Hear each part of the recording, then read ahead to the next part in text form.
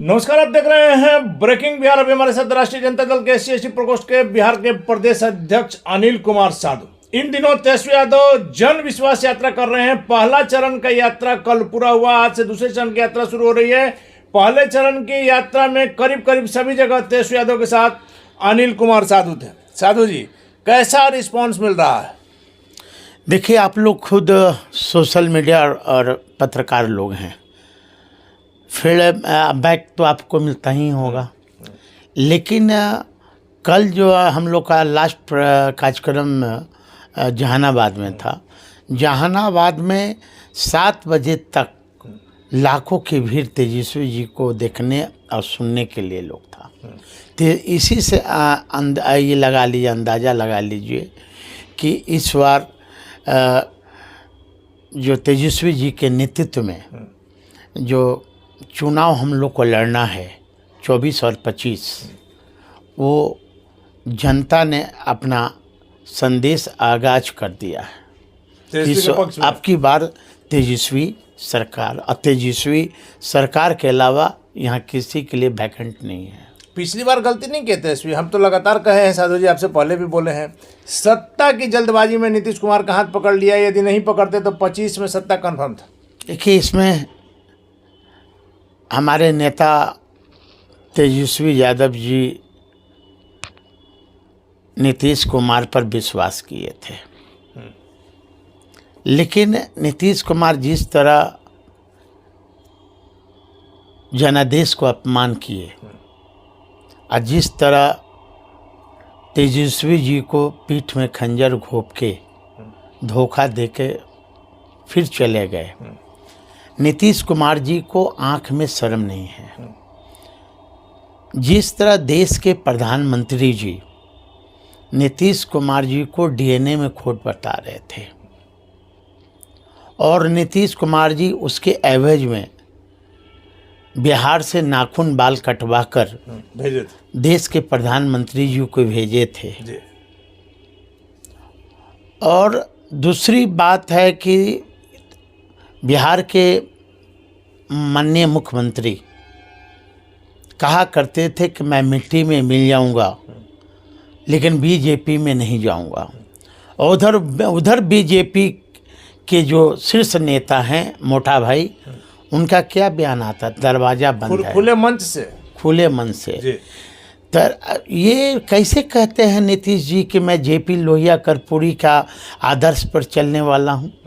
अब इन पर तो नीतीश जी पर तो न बिहार की जनता विश्वास कर रही है, ना पॉलिटिकल पार्टी के शीर्ष नेता विश्वास कर रहे हैं। लालू जी ने तो कहा कि दरवाजा खुला हुआ है। अब दरवाजा, लालू जी तो भोले शंकर हैं, है ना, लालू जी तो भोले शंकर हैं। लेकिन साधु जी, जो ये पहली बार नहीं है, जब लगातार ऐसा हो रहा है तो नहीं माना जाएगा कि सत्ता के लिए अगर नीतीश कुमार जा रहे हैं तो आप लोग भी सत्ता के लिए जहां जा रहे हैं मुख्यमंत्री वही रह रहे हैं, गठबंधन बदल रहा है। देखिए, आज तक यदि हमारे नेता आदरणीय लालू जी, तेजस्वी जी यदि बीजेपी से समझौता कर लेते तो आज शायद उन्हें ED CD CBI परेशान नहीं करती। और जिस तरह बिहार के डिप्टी CM मुरेठा वाले का बयान आया था कि राष्ट्रीय जनता दल के जो 4 जो मंत्री हैं उनके विभाग की जांच करवाई जाएगी। तो इसमें दिक्कत की क्या बात है? जांच करा लीजिएगा, गलत नहीं किए हैं तो क्या दिक्कत? मुझे कोई दिक्कत नहीं है, लेकिन मुरेठे वाले डिप्टी CM से पूछना चाहता हूं पहली बात कि आपकी पगड़ी कब खुलेगी? उन्होंने कहा है अयोध्या में खुलेगी। अयोध्या में क्यों? तो राजनीति चलते रहता है, क्या कीजिएगा। पगड़ी वो कब खोलेंगे सम्राट चौधरी जी? यदि जांच करवाना ही है, हमें कोई इतराज़ नहीं है, हमारे मंत्री जो थे जांच करवा लो, लेकिन जांच सिर्फ RJD के मंत्री पर क्यों? क्योंकि शंका है कि इसमें नहीं, शंका क्या, JDU के लोग दूध के धोए हुए थे?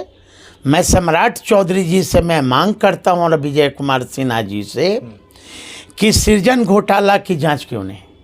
एक चीज तो है तय साधु जी, जब से बीजेपी के साथ मुख्यमंत्री नीतीश कुमार आए हैं, यही सम्राट चौधरी, यही विजय सिन्हा डेली मुख्यमंत्री नीतीश कुमार पर जहां हमलावर बने रहते थे, आज उनकी जुबान बंद है। 7 निश्चय जो उसमें नल जल की जांच क्यों नहीं?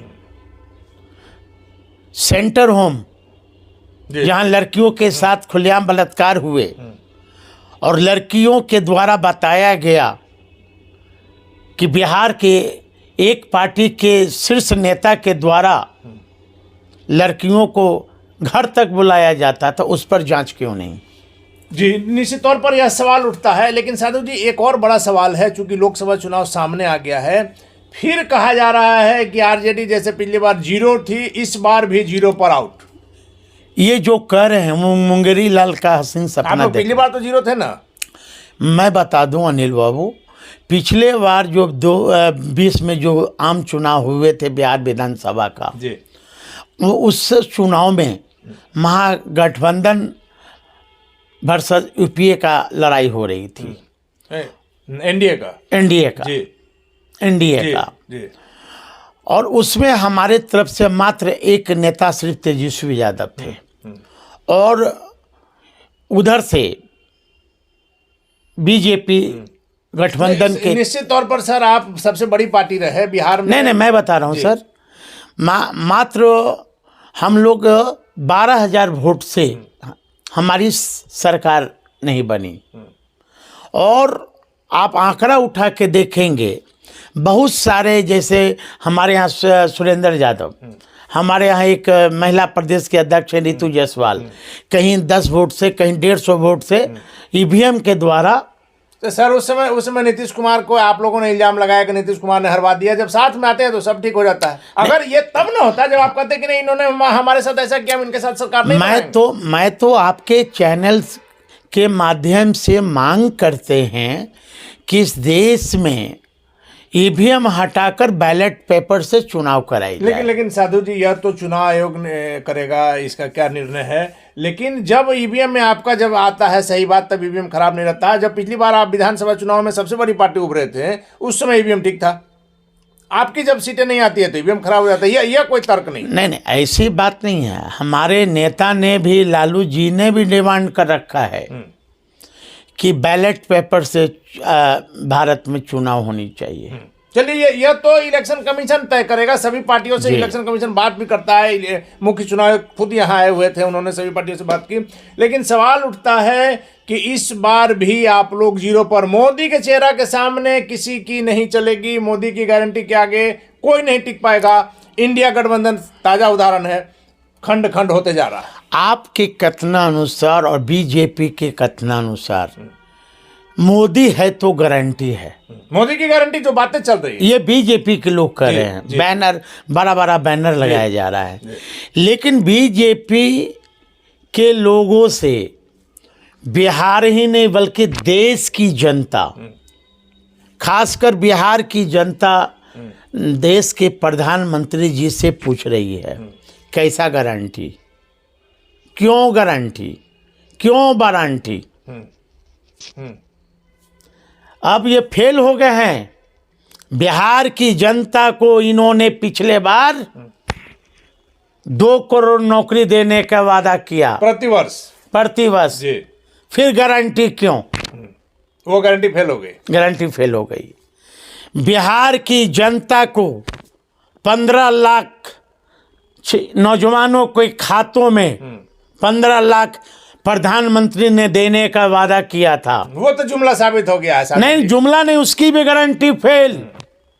लेकिन एक चीज नहीं लग रहा है, बिहार का विशेष राज्य का दर्जा तो मुख्यमंत्री जी मांग रहे थे, आप काहे नहीं मांग रहे? नहीं, मैं भी मांग रहा हूं। अभी तक क्यों नहीं? उनका भी मोदी जी का गारंटी फेल। लेकिन साधु जी, इनके बीजेपी के राज में जब से देश का चौकीदार प्रधानमंत्री के कुर्सी पर बैठे हैं, इन्होंने रेल बेच दिया, सेल बेच दिया, माने क्या क्या नहीं बेचे, देश को भी बेच दिया। फिर गारंटी क्यों? नहीं, चलिए, यह तो जनता तय करेगी। लेकिन साधु जी, एक चीज आपको नहीं लग रहा है कि इन दिनों जो भी विपक्ष आंदोलन कर रहा है, खास करके जिस प्रकार से किसान आंदोलन ये सब है जो जनता के द्वारा है, आप लोग इसका सही फायदा नहीं उठा पा रहे हैं, सही ढंग से आप लोग डील नहीं कर पा रहे हैं, नहीं तो निश्चित तौर पर सरकार के लिए समस्या खड़ी हो सकती थी। लालू जी चाहे स्वास्थ्य कारण हो या जो भी हो, एक समय कहा जाता था कि राजद के लालू जी के सिंबल पर अगर कोई जानवर को भी टिकट दे दिया था, आपको याद होगा कहावत होता था कि अगर एक कुत्ता को भी टिकट दे दिया जाएगा तो लालू के नाम से जीत जाएगा। क्या हो गया लालू प्रसाद यादव का? लालू का तिलिस्म कहाँ गायब हो गया?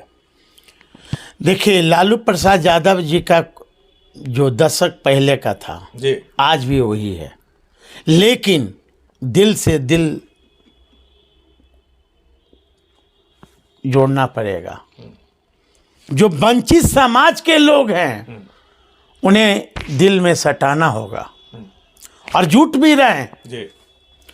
ऐसा नहीं कि दलित का पिछड़ा का वोट सिर्फ बीजेपी में है, लालू प्रसाद यादव के लेकिन वो पास वोट भी कहीं है। ना कहीं खिसक रहा, तब तो आप लोग 0 पर आउट हुए पिछली बार। 75 सीट बड़ी पार्टी हमारी है। नहीं, हम लोकसभा की बात कर रहे हैं। हाँ, लोकसभा में कहीं ना कहीं भूल चूक हुआ है, इसलिए आप देखे होंगे माना कि जाए कि वो भूल चूक इस बार सुधर जाएगा। सुधर जाएगा। कितने सीट इस बार बिहार में? बिहार में देखिए, बिहार में जनता बीजेपी का सब फंडा जान गया है। कितनी सीट आप लोग को, महागठबंधन को कितनी सीटें? अभी तो देख लीजिए ना, नहीं, आप लोग का आशा होगा ना। अभी हम हवा में तीर नहीं लेकिन चलाते सर हैं। 40 में कितनी सीटें? 40 में 40 जहां एनडीए कह रहा है, एकदम खुट्टा गाड़ के कह रहा है, तो एकदम बीजेपी के लोग हाथी पाल ले, लेकिन भर्म नहीं पाले कि 40 में 40 ही वही हम जानना जीतेंगे। चाह रहे हैं, महागठबंधन कितनी सीटें जीतेगा? इस बार बिहार से बीजेपी को खाता खुलने नहीं जा रहा है, खाता नहीं खुलेगा। खाता नहीं खुलेगा।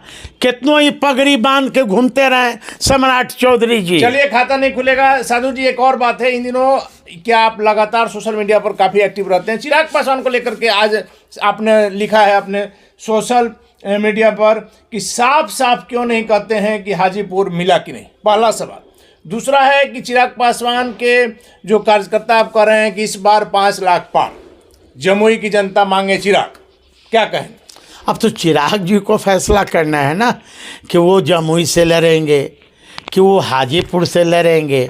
ये तो चिराग जी को और नहीं, आप एनडीए पारिवारिक सदस्य हैं सर, और पारस जी का भी दावा है कि हाजीपुर नहीं छोड़ेंगे, किसी कीमत पर लड़ेंगे। और चिराग जी का दावा है, खुले मन से चिराग पासवान ने दावा किया 16 जनवरी को अक्षयवट स्टेडियम हाजीपुर से कि हमारी पार्टी क्या चिराग पासवान हाजीपुर से लड़ेंगे। आपको क्या लगता है? देखिए, ये एनडीए का मामला है और चचा भतीजा का कल आपके परिवार का मामला, आपके ससुराल का मामला है। नहीं सर, ठीक है मैं तो कह रहा हूँ ना, हमारी धाराएं बिल्कुल अलग है, हमारी विचारधारा बिल्कुल अलग है। चिराग से अलग है, पारस जी के नजदीक है। नहीं, दोनों देखिए, दोनों से हमारा पारिवारिक संबंध ठीक है ना, लेकिन राजनीतिक विचारधाराएं अलग है। राजनीतिक हमारा मतभेद हो सकते हैं, लेकिन पारस जी से आपका मतभेद तो नहीं है? हाँ, पशुपति कुमार पारस चचा हमारे आदरणीय हैं, उम्र में बड़े हैं, रिश्ते में बड़े हैं, मैं उनको शुरू से सम्मान। और चिराग रिश्ते में छोटे हैं, उम्र में छोटे हैं। हाँ, मैं तो कह रहा हूँ ना कि मैं दोनों हमारे लिए, मतलब समझिए कि तो आपने छोटा अनुज कहा है चिराग पासवान को। अब अनुज तो मैंने कहा, लेकिन वो रिश्ता का धर्म पालन कहाँ किए? एक गठबंधन का होता है ना धर्म पालन, और रिश्ता का ही पालन नहीं किया। हाँ, रिश्ता को उन्होंने समझा नहीं कि रिश्ता क्या कहलाता है ना। तो जब समय आता है तो चिराग जी का एक हाथ पैर पर रहता है और दूसरा हाथ नैरेटिव पर आता है। जब उनको ज़रूरत पड़ेगा तब पैर भी छू लेंगे, और जब काम निकल जाएगा तो गर्दन पकड़ के मोड़ भी देंगे। ये चिराग जी का शायद ये रहा है, मतलब चिराग से नाराजगी अभी तक साधु पासवान की बनी हुई है। नहीं अनिल बाबू, नाराजगी कैसा, लेकिन उम्र में छोटे हैं, चलिए, है ना। अब तो उन्हें समझना है नाराजगी क्यों है क्यों नहीं है, वो आप भी जान रहे हैं। नहीं, हमने तो वो दौर देखा है जब चिराग पासवान अकेले पड़े थे, तो आप सबसे ज़्यादा मलहम लगाने वाले में सबसे ज़्यादा जाकर के आपने उनका पक्ष में खड़ा हुए थे। हाँ, लेकिन उन्होंने बुझा कहाँ, मैं तो कह दिया, मतलब निकल गया तब पहचानते नहीं। चिराग बदल गए तब भाई उनका तो शुरू से रहा है। आपको क्या लग रहा है, चिराग पासवान हाजीपुर से उनको टिकट एनडीए दे पाएगा नहीं दे पाएगा? देखिए, ये एनडीए का मामला है। नहीं और तो आपके लिए अभी लग रही है कि अगर नहीं उनके मन मुताबिक मिलेगा तो फिर आप लोग के साइड में आ जाएंगे। दूसरी तरफ देखिए, वहाँ पर अभी सिटिंग एमपी हैं, पारस जी। हाँ, है ना। अब दूसरे गठबंधन के बारे में मैं ज़्यादा नहीं, लेकिन राजनीतिक बिहार का है, सभी पार्टियों की जो स्थिति आपको तो पता है ना, उसमें एक अनुमान हम करें, एक आकलन करें।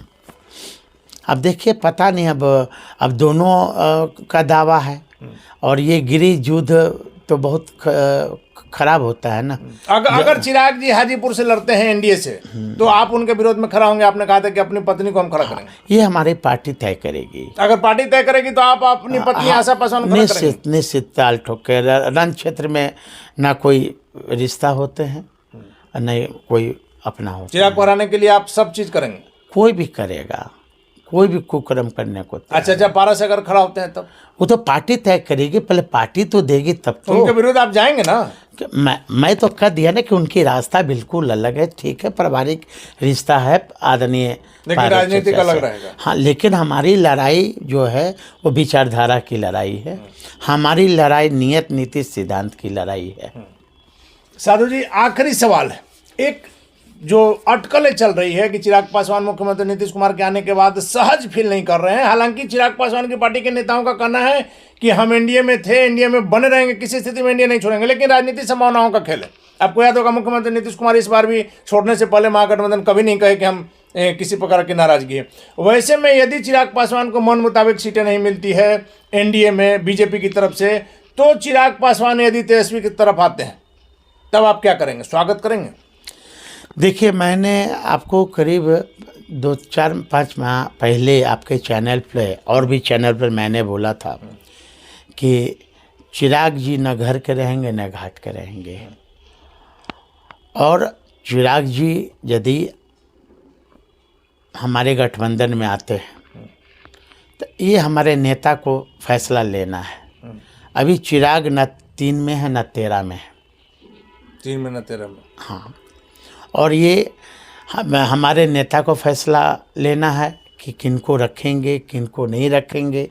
यदि हमारे गठबंधन में आते हैं चिराग, तो हमारा नेता जो तेजस्वी यादव हैं उनका नेतृत्व स्वीकार करना पड़ेगा, और हमारे यहाँ कोई मुख्यमंत्री की वैकेंसी नहीं है, जो कि चिराग के नेता लगातार नारा लगाते हैं। हाँ, क्योंकि उनके लोग नारा लगाते हैं। हमारे यहाँ मुख्यमंत्री की वैकेंसी नहीं है। ऐसा नहीं हो कि चिराग जी फिर ताला चाबी लेकर घूमने लगें, इससे भी सतर्क रहना होगा हम लोगों को।